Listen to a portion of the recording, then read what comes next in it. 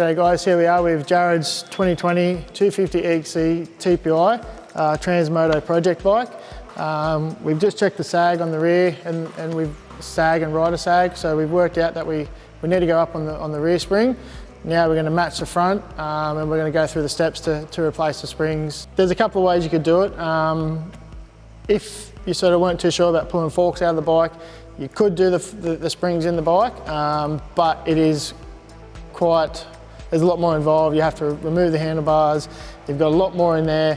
Once you get the fork cap off, you have to compress that front wheel up, somehow hold it up there so you can get the springs and loosen them all off and change them. It just sort of creates a few more problems. You could pinch wires and that sort of stuff. So the easiest and the best way we do, and that's the most common way, pulling the fork legs out, doing them on the bench. That way, everything's nice and accessible to the fork caps. And you're sort of not disturbing too much with your handlebars. The other thing too, depending on your bar mounts that you have, if you have stock or PHS bar mounts, you can't get a spanner onto the top of the fork cap because the PHS bar mounts are a little bit fatter to the stock ones. So that would also be another problem that you'd sort of come across if you were to try and replace them in the bike. But like I said, once again, it's a lot easier just to pull the fork leg. It's a lot less you've got to sort of worry about having handlebars and that sort of stuff in the front. And I think you'll probably find not many people would do them in the bike like that. It's a lot easier to pull them out and sort of do them that way. So we'll do that now and show you how it's all done. Okay, so we've got tools laid out. So basically you need a 17mm spanner, 8 and a 10 T-bar, or if you've got a ratchet, that'll work fine.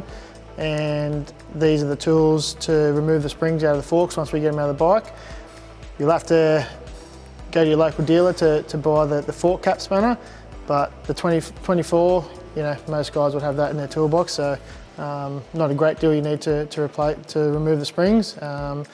If for some reason you have the additional power parts preload adjuster, the fork caps, you will need an additional tool for the fork cap to hold the preload when you go to remove the spring. So again, local dealer will be able to help you out with that sort of stuff. We'll show you how it's all done. Rightio, so we're about to remove the forks out of the bike. So we've got our 17, our T-bar with an 8 and a 10, or like I said, you could use a ratchet with an 8 and a 10. So first off, going to loosen off the pinch bolts. And they don't need to be removed all the way, they just need to be loosened.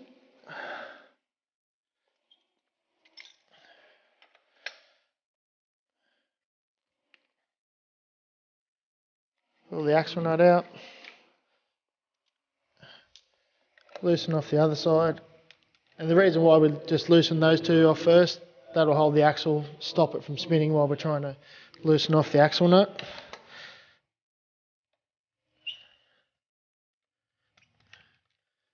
And with your T-bar you can get to the centre of the axle. They actually have a little locator in there for a 10mm to help you push the axle out. Give it a bit of a push and slide your axle out. I generally like to stick it back in there so you don't lose your axle.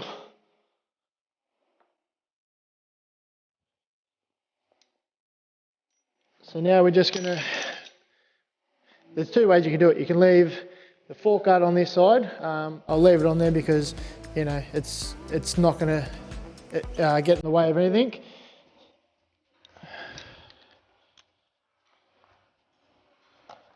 Headlight strap off.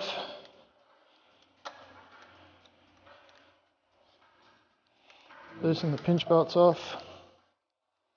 Again, they don't need to be removed all the way. Loosen them off.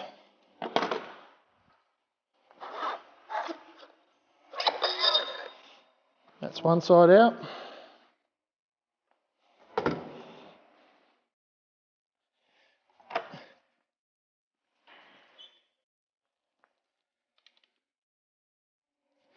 Move the brake caliper.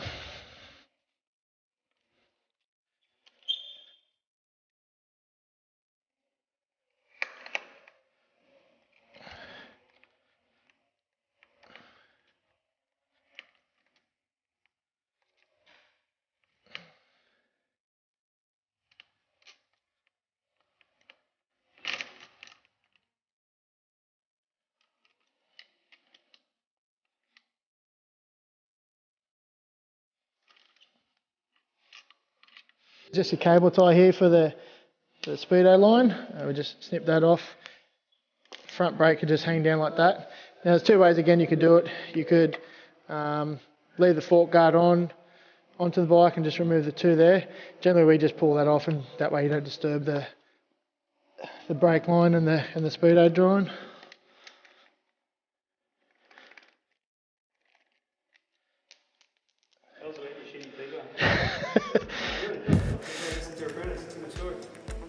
Well, you notice the dodgy T-bar. I've had it for quite a while. It's a bit of a nuisance sometimes. The sockets always fall off, so I've actually had this T-bar. Got this when I did my apprenticeship a long time ago. That's why, yeah, she's a bit worn on the end. She's loosened off some bolts in its time. Rightio, then headlight strap off again. Loosen them.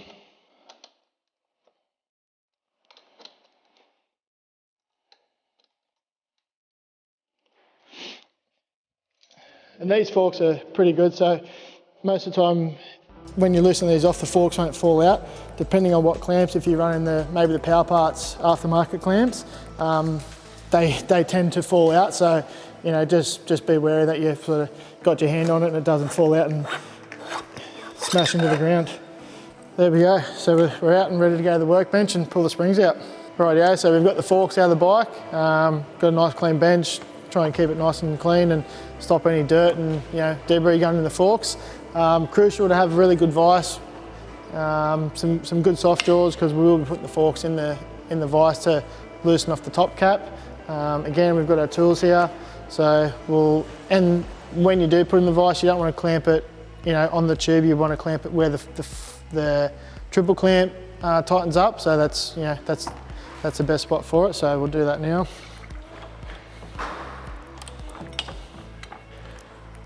And you don't want to over tighten it. Generally these aren't too tight, so we've got our tool for the fork cap.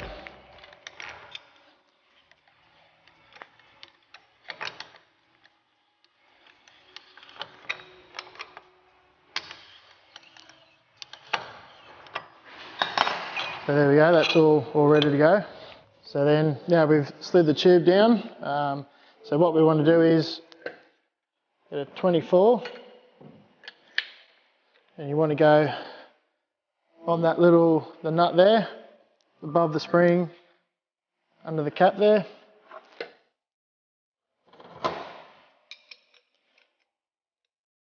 So sometimes you might need a little, depending on the thickness of your spanner, some of them are quite thick there.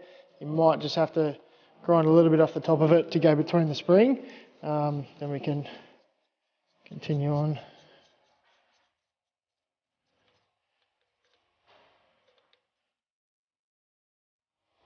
There we go, cap off.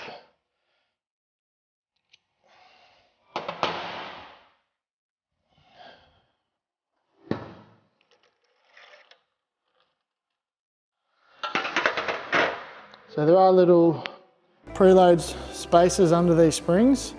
You want to measure your spring.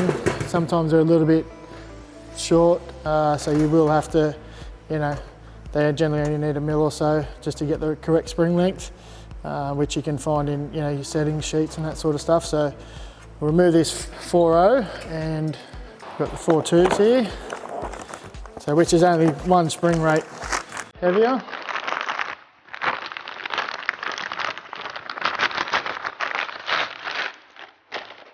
So we want to make sure it's the correct spring length. Like I said, they can vary just a mil or so.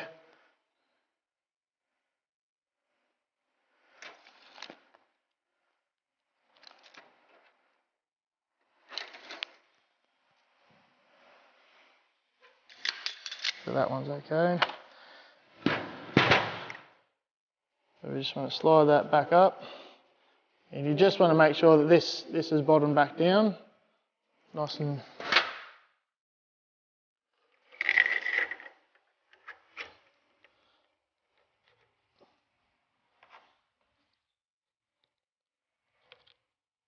you can generally screw the cap on a fair way before you're going to need your spanner in there to hold the nut on the cartridge.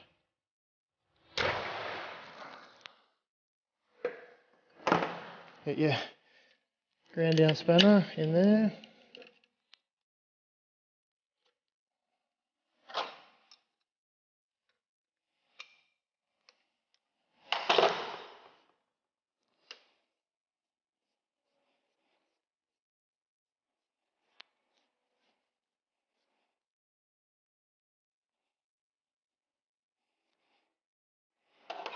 And again, they don't need to be super firm. It's all alloy there, so it could quite easily break off the cartridge. Generally just, spanner up against your body and just a little bit of weight, and that's all they sort of need. There we go. We'll slide that cartridge, the outer tube back up.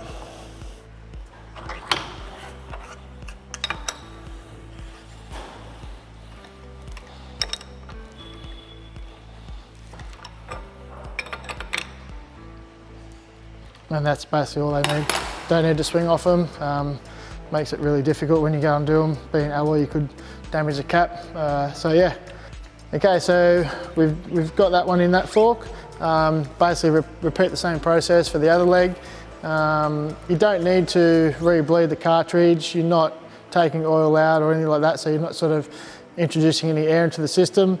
So yeah, again, don't have to sort of change too much of that side of things.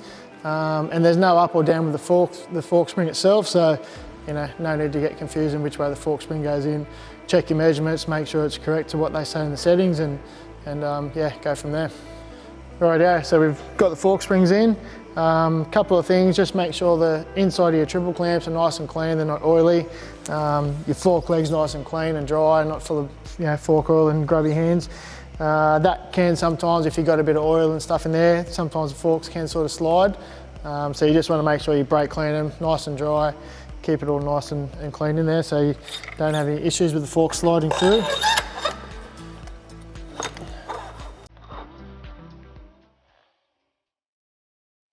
And depending on where your fork height was, just make sure you made reference of what line you're at.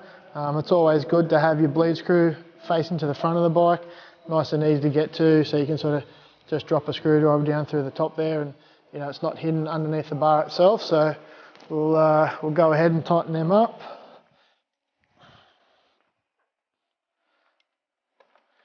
I'm just going to nip these up for now, get them all in there, and then we'll go through the process of doing the correct torque setting on those. Make sure you put your headlight strap back on.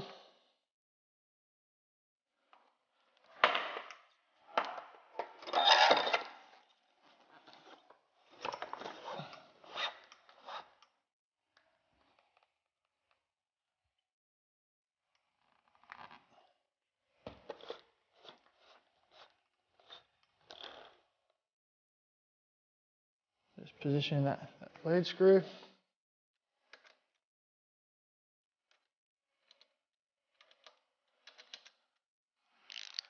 Okay, so we're going to do the torque setting on them. Check your manual, but generally the standard forks are 17 and 15. It's really crucial you don't over tighten these, especially the bottom one. It can crush that the outer tube.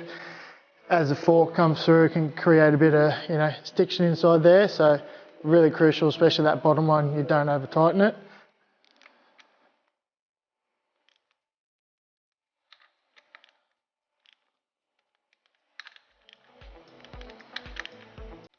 And while we've got that set for the bottom one, we'll do the other side at the same time.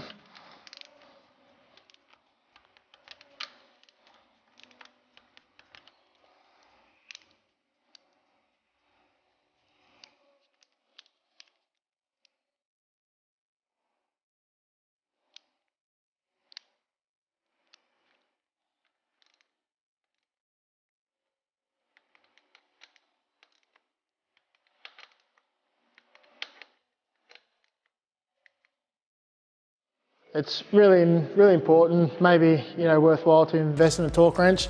You can over tighten these, and you don't want to create any sort of stiction in the fork. So if it's something you think you're going to do a little bit or quite do it a few times, it's probably worth investing in a good torque wrench so you can get the correct torque settings on the triple clamps there.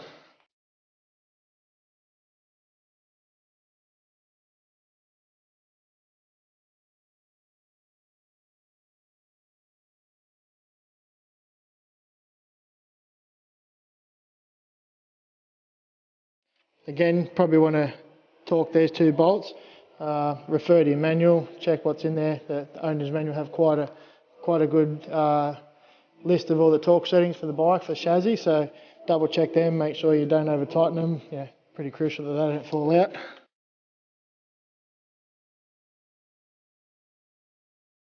Okay, the axle, good wipe down, put some motor extraker on it just to, keep it all lubricated and easy to come out the next time.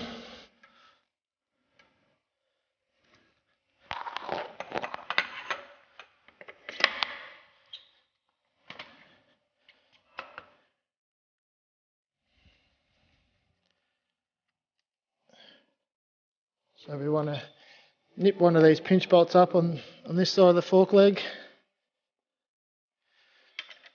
Do the axle up, and they don't have to be over tightened, just nice and firm. And this is probably a pretty important part. You want to make sure you get this set right. So you want the foot to sort of, you can see it floats on the axle there. If you have that tightened up and it's pulled in, it makes the forks sort of pull in on an angle. So you want to make sure that sort of finds its happy home, and you can see it kind of keeps going back to the same sort of spot there. So a couple other ways you can do it is give the wheel a bit of a spin, tap the brake a couple of times, and most of the time that'll sort of find its happy centre. Nip them up, and again, don't want to tighten them up. Check your owner's manual for the correct settings, and use a torque wrench on them as well too. So okay, so we've finished up with the front end. We've got the heavier fork springs in the front. Now we're going to pull the shock out, match the rear spring to the forks with the weight, and get that correct, and we'll show you how to do that now. So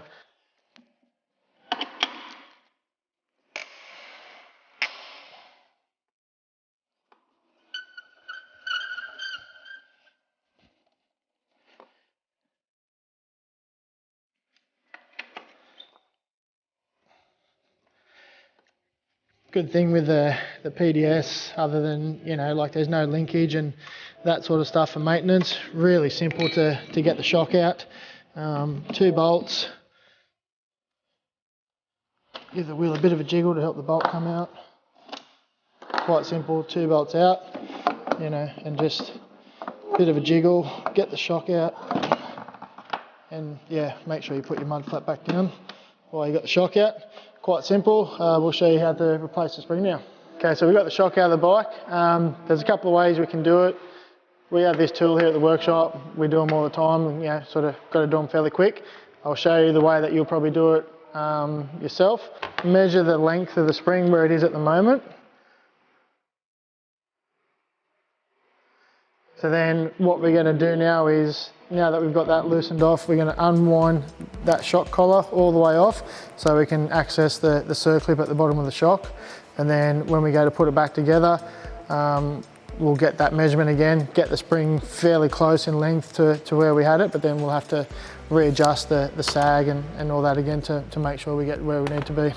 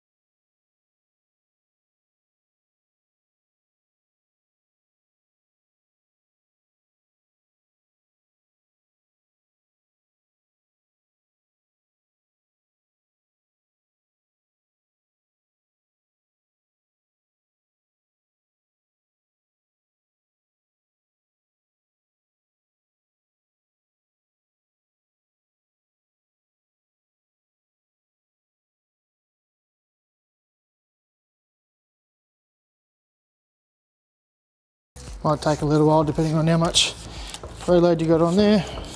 Starting to get easy now. And basically we just don't have to unwind it all the way, just enough to get that down a little bit. So you can see there's a circlip up top there. Wind that out. Spring out. Get the new one in. Make sure you got your flat washer and the circlip retainer. Let's back off a little bit more.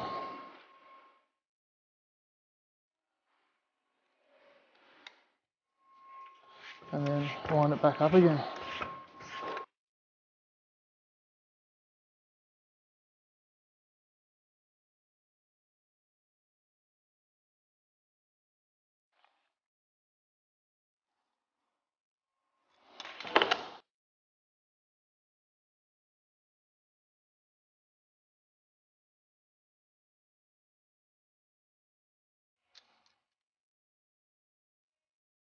Okay, so we're at our measurement where we started at. So we would take this back over the bike and install it, double check the sag and we'll go from there. Okay, so we're fitting the shock back in, move your mud flap out of the way. Again, fairly easy to reinstall the shock. I generally run a little bit of Loctite on them.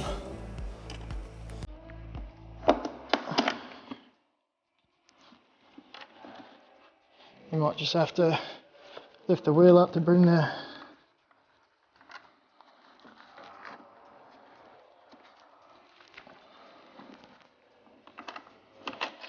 in.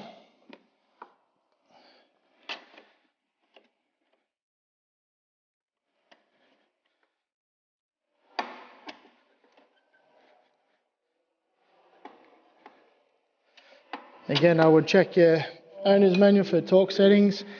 These are torqued up to 80 Newton meters. So it's quite crucial that they're torqued up to the correct setting.